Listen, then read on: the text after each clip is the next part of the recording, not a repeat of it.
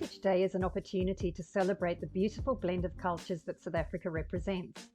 Our guests today have formed a friendship over their love for food and have blended their colourful backgrounds and unique experiences to present a whole that's greater than the sum of its parts. Lukholo Makandula is Xhosa through and through, while Pauline Koen is of not-so-distant Danish and Scottish roots.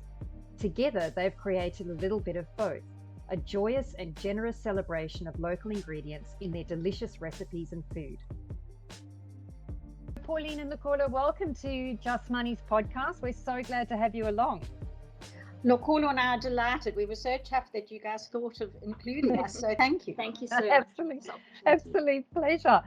So it would be great if you could start us off by just explaining a little bit about yourselves, your background, how you met and how you came together for a little bit of both. So my name is Lukholo Makandula and I am a young African lady. I was born and bred in the Eastern Cape in King Williamstown, and I was at varsity when I came to Cape Town. I studied at the Cape Peninsula University of Technology.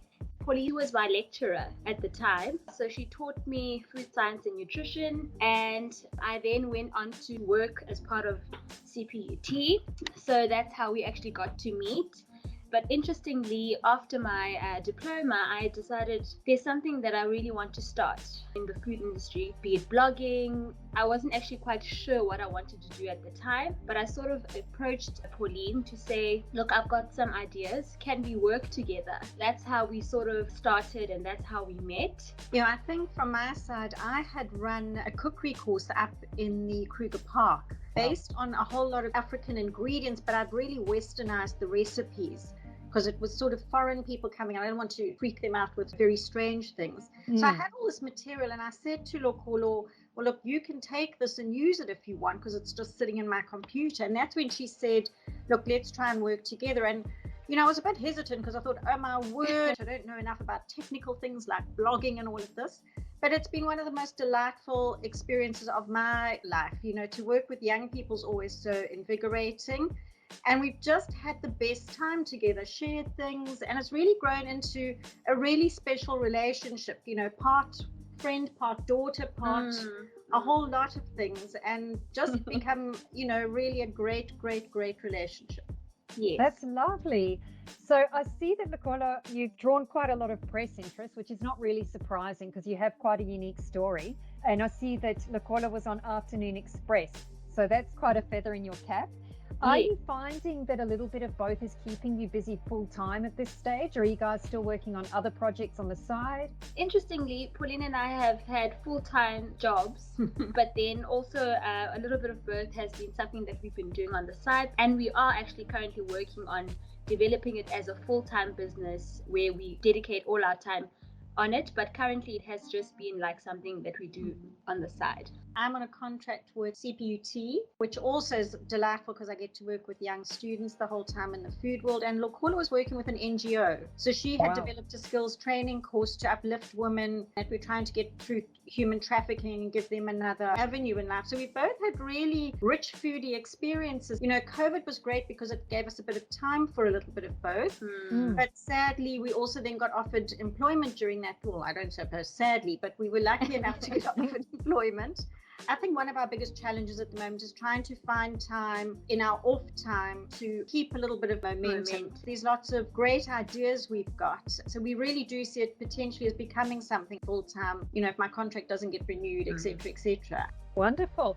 At the moment, how does it work? Are you mostly doing private catered events, corporate catered events? What are you spending most of your time on at the moment with a little bit of both? Well, we've got a really exciting product range that we worked on during lockdown. Yes. And we've even bought equipment, so it's been formulated. We've done our first big batch. We're just waiting to get photographs done. And we want to also get a website together because we obviously need to have a portal to sell. We'll obviously try and sell some stock directly, but we'd like to have a website. So there's quite a few things in the pipeline, but that's probably our biggest thing at the moment. And then on the side, we do cakes and catering and that for people as they need it, as long as we can fit it in probably over weekends and that when we don't have other work commitments.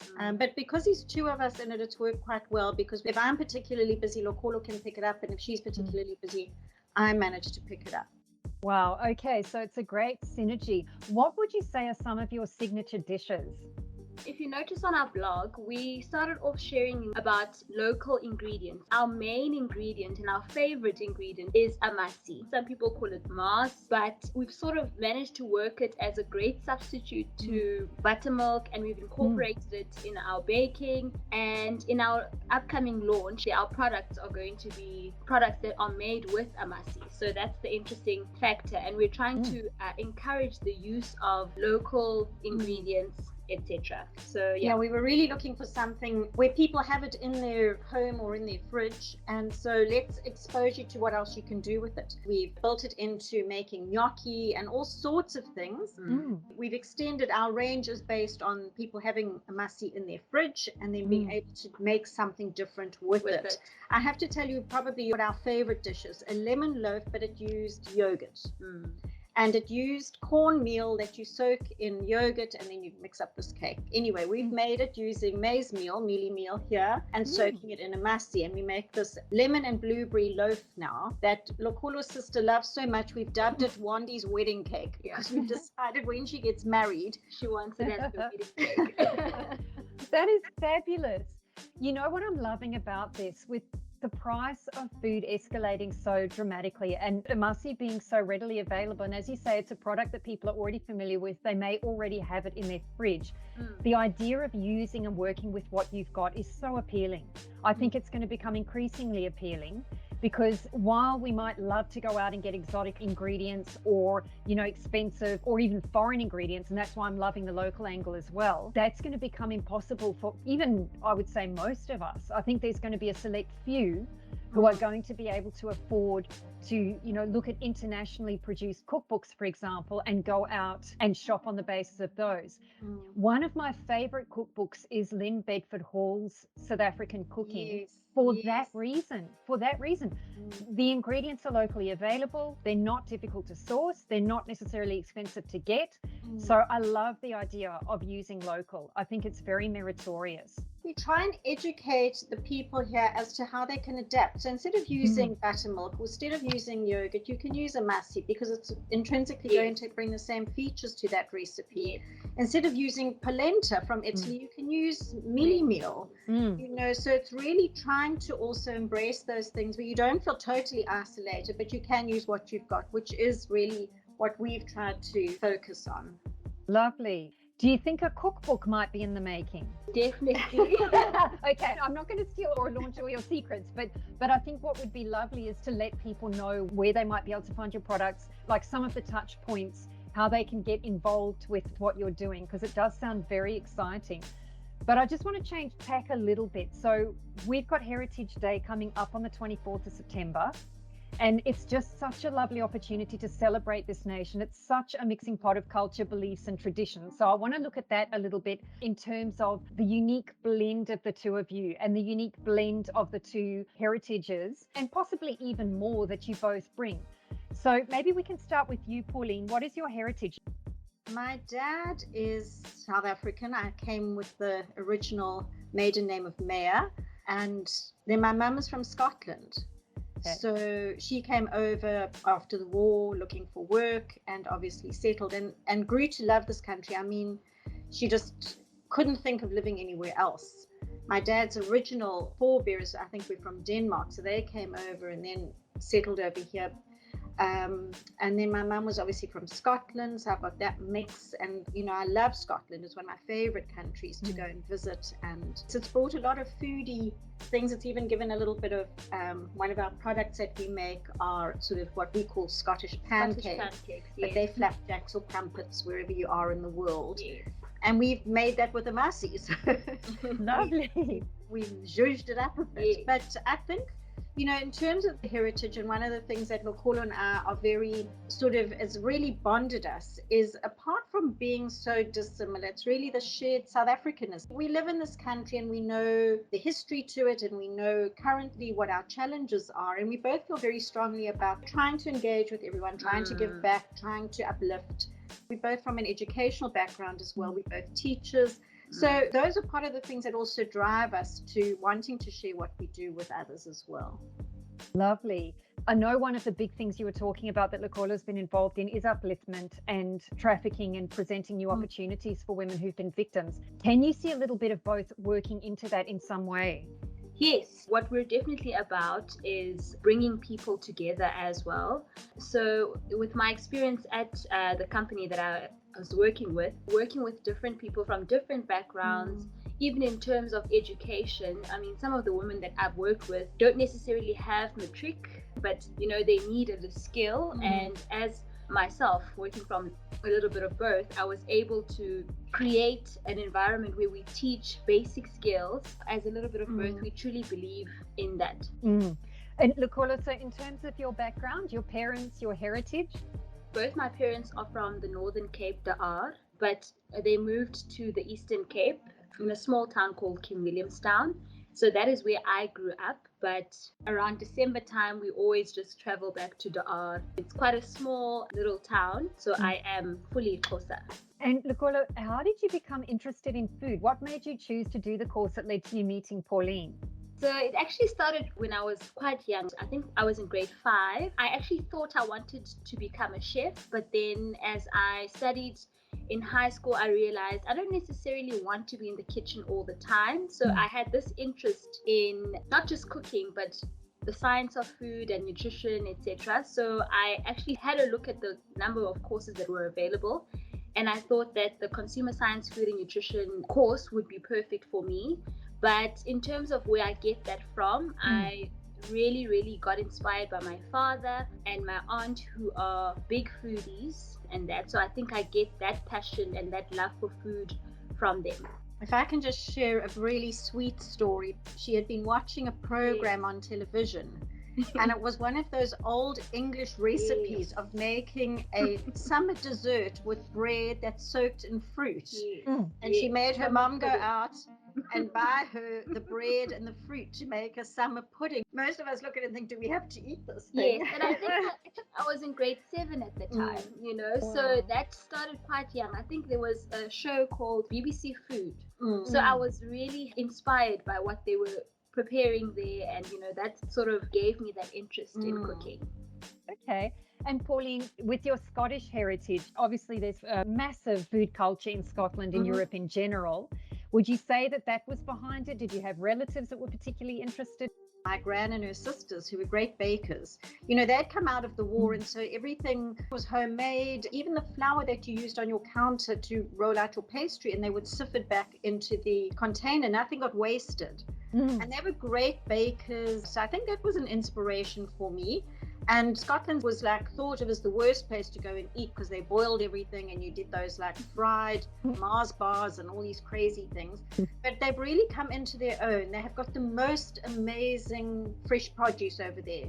Seafood and beef and lamb and berries, and they've discovered what to do with it. So when I go over now, it's lovely to go and also be inspired by new different things over there, which we come back and then we put into the melting pot with whatever we're doing here.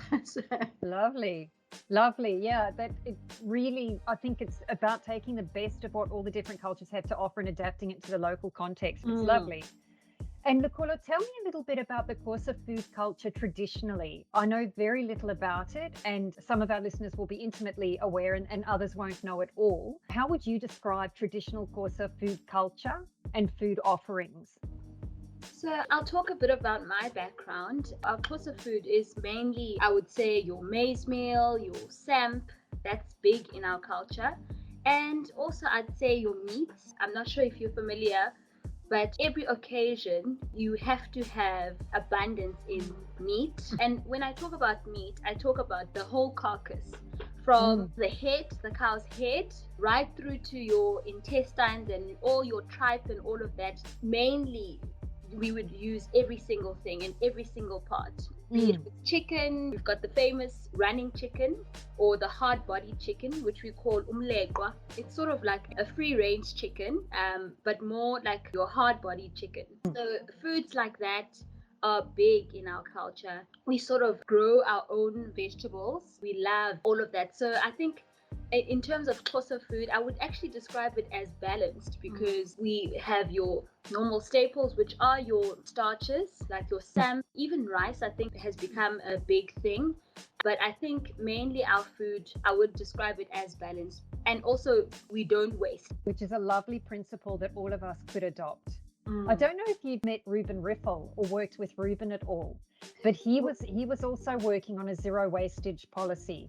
He was doing things like using carrot tops, and trying to devise recipes. So that was quite interesting. It's wonderful to see that happen because, again, in this overstretched economy and with talk of food shortages, I think now more than ever, it's really worth being conscious of using food responsibly as well. And if you can make it fabulously delicious, as clearly the two of you can, then all the better, And so I see that as a massive plus.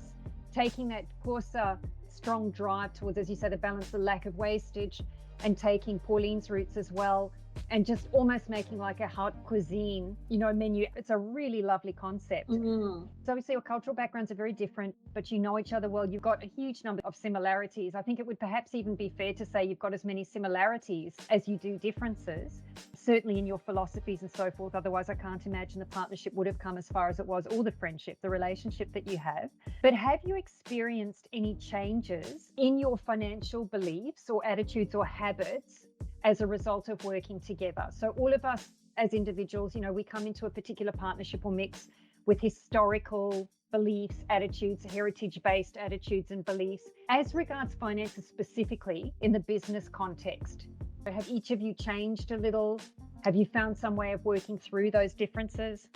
Eric, I think my benefit is I had worked in a business before with my husband. So fortunately, I had quite a good understanding of all the principles that should come with business finances to a large degree.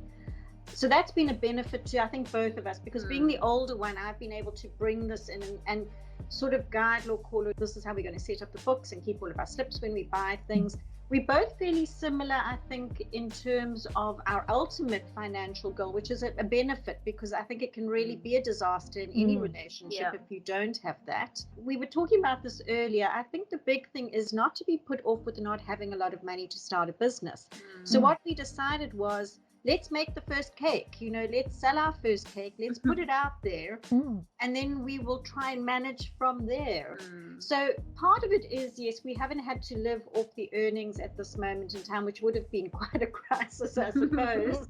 But what it has done, it's allowed us to create money to buy bits of equipment, and it's allowed us to get ingredients, and it has allowed us to plan for putting things in place like getting our labels and everything done legally, certified, and whatever you've got to do there, and look at a website. So if anyone is listening, we want to say, don't let money be the thing that limits you. Yes, some people do need masses of money and maybe have the advantage of getting it. We didn't have the advantage of getting masses of money, but we worked with what we had. And we've been conscious about saving, and we've been conscious about cash flow, and we haven't bought anything until we've been able to afford it. The piece of equipment we saved up, and then we said, right, let's get the mixer to blend our products or do whatever. And that's the thing as well, the thought of, if we are fortunate enough to have space in the near future, we would like that to be open to maybe tertiary students that haven't got work, that have come through the food training, but maybe need a platform to come and mix or develop or work through. So it's also maybe this attitude of maybe sharing, even if it's in the form of equipment or space, not necessarily money. That concept of Ubuntu, I love that. Is that a Xhosa word, Ubuntu? Yes. It is. So yeah, that's lovely. I love that.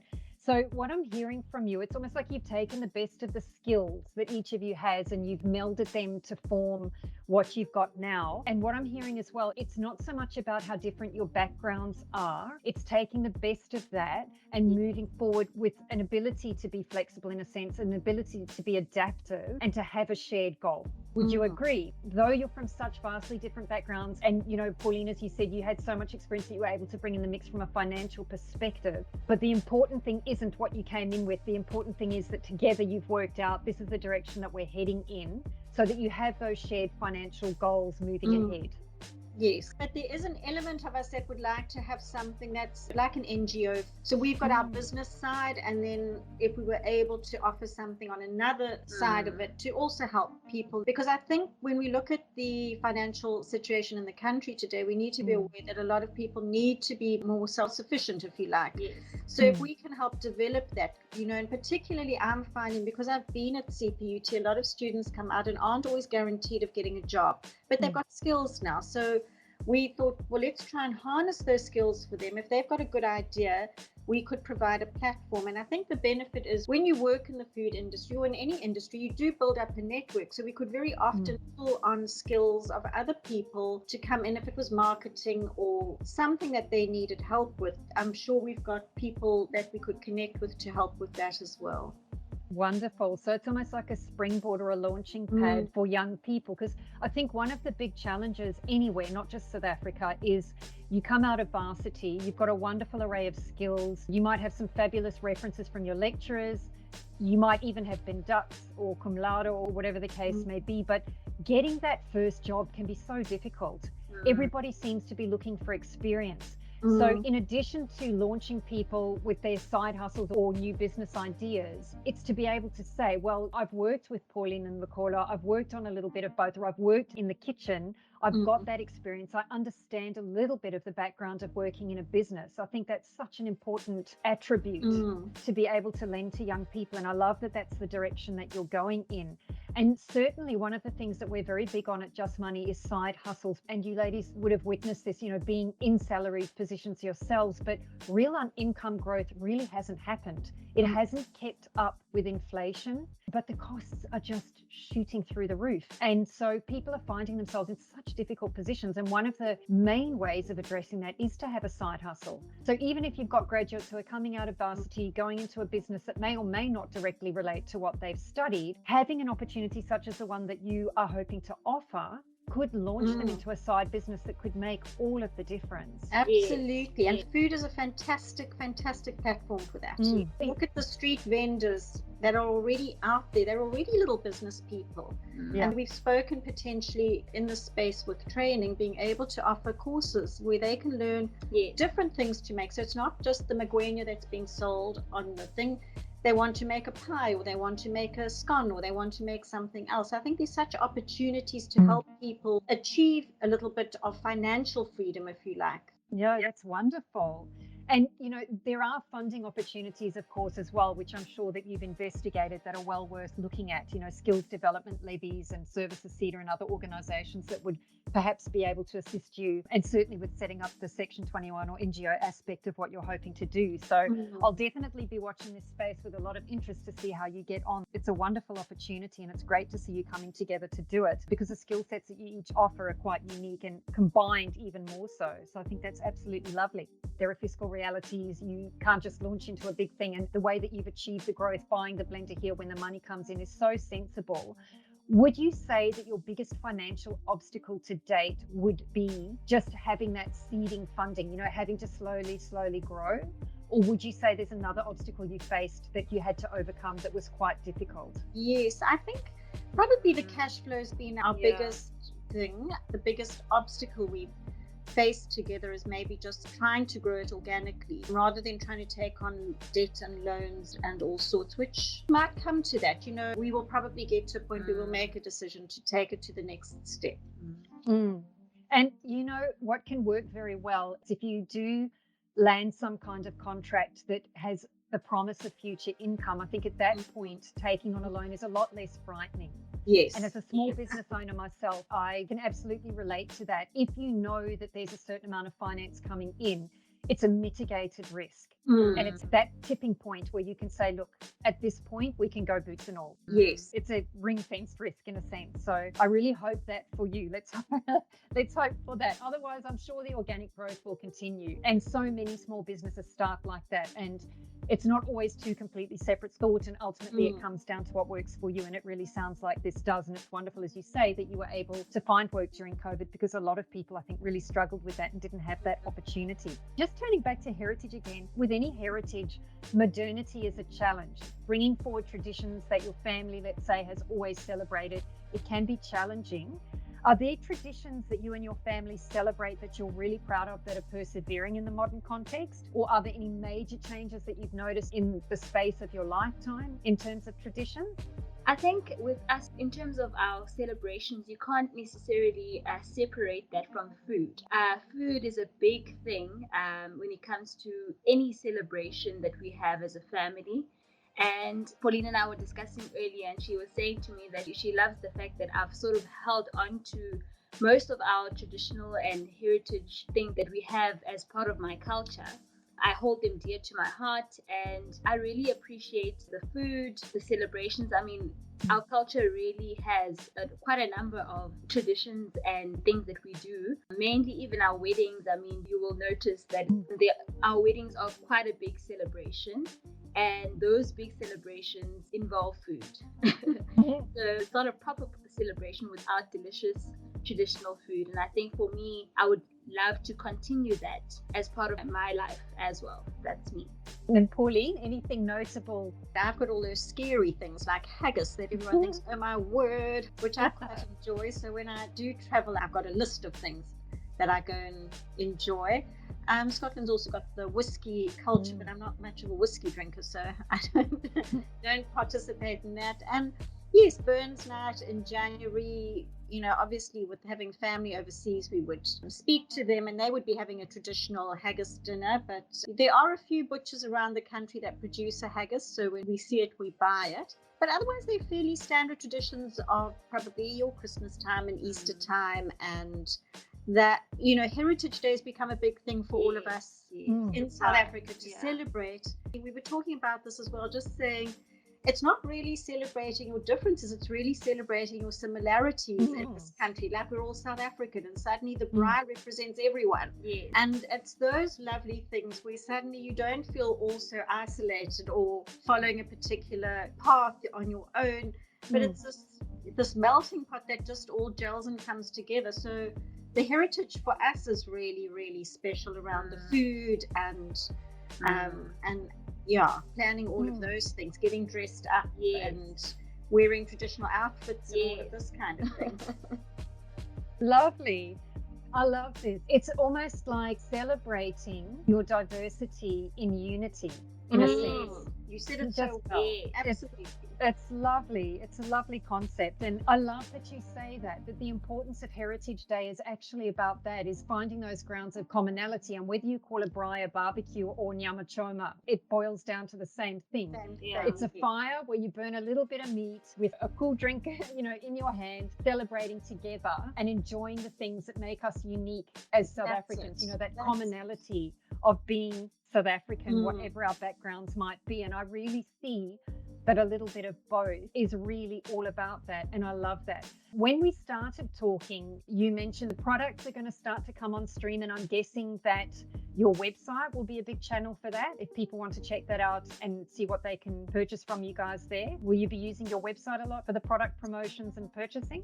Yes. So these are premixes, just to give you an idea of what they are, which I think really came into its own during lockdown, where everyone was baking and going crazy. So we've made a range of premixes. So we're going to try and get them into an array of places. Obviously, we would like them to go into retail at some point as well. Love them to get into some of our township areas, because a lot of the people staying there have a mussy in their fridge. So we're busy also looking at maybe almost like that old Tupperware party concept, where, you know, people get together and little businesses can start where someone can demonstrate the making of whatever the product is, and they can enjoy it over a cup of tea, and then she can have stock where people just buy, you know, the premix from her. So maybe also looking at a bit of a different distribution channel with that. And then yes, definitely onto a website. Lovely. I love the Tupperware concept. I mean, there's such an authenticity. There's such a thread that runs through this thread of Ubuntu. And I think that Tupperware concept lends itself so well to that. Again, the side hustle opportunity, but the sharing spreads out further. There's a ripple effect of sharing, which is absolutely lovely. And then the cookbook, what sort of time frame? We don't want to put any pressure on you. We're just curious. No pressure. It's been brewing for a while, and Lukholo's even got the publisher in mind that she wants to publish. good, Lukholo? Maybe we need to put some pressure here, Erica. Maybe we need to have pressure here. So should we commit to 2023? Yeah. It's just around the corner. I'm going to hold you to that. We've got a lot of material together. Yes, we've got material. Really just need to get it really put together. So watch the space in 2023. Wonderful. I'm excited, and I will be watching this space, and I'm sure that our listeners will as well. Pauline and Lukholo, thank you so much for joining us.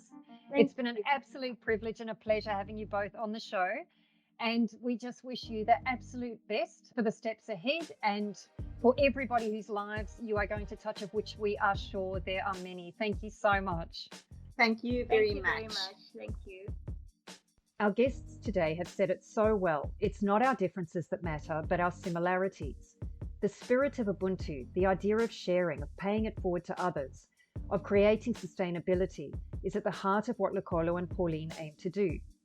Keep an eye on their website for recipes and developments that raise the bar on local ingredients that are easy to access, if not stocked, by every South African. We hope this episode has inspired you to dig into your background and heritage, and to use this to put a unique twist on your favourite dishes. Thank you for joining us today, and stay tuned for our upcoming episodes.